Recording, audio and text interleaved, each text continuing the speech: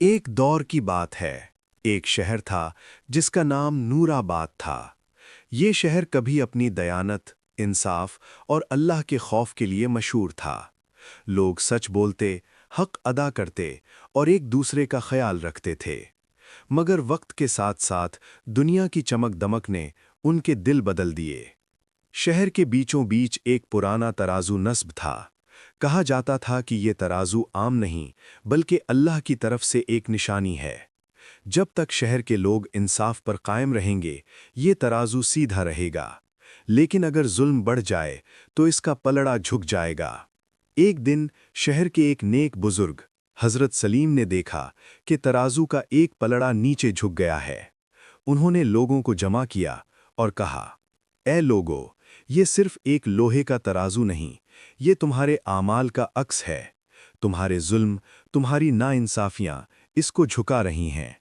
لوگوں نے سنا، مگر زیادہ تر نے نظر انداز کر دیا، کیونکہ اس وقت شہر میں تجارت عروج پر تھی، مگر اس میں دھوکہ، ملاوٹ اور جھوٹ عام ہو چکا تھا۔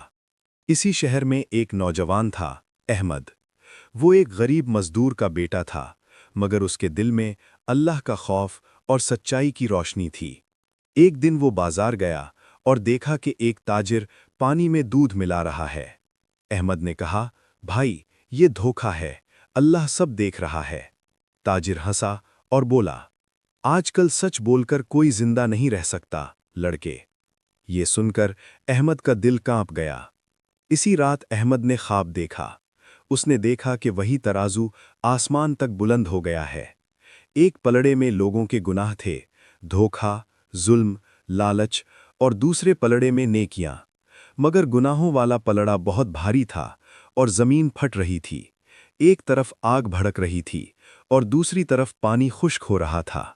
اچانک ایک آواز آئی، جب انصاف ختم ہو جائے تو زمین بھی اپنا توازن کھو دیتی ہے۔ احمد گھبرا کر جاگ گیا۔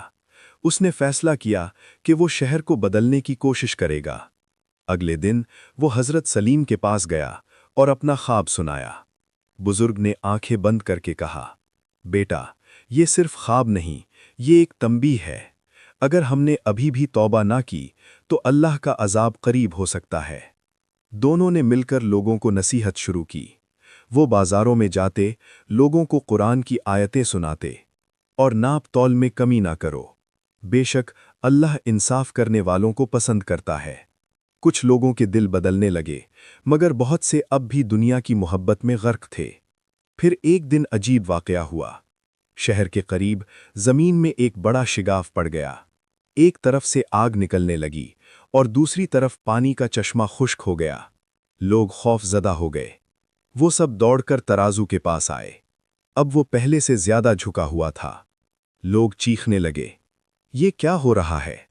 حضرت سلیم نے بلند آواز میں کہا، یہ تمہارے اعمال کا نتیجہ ہے۔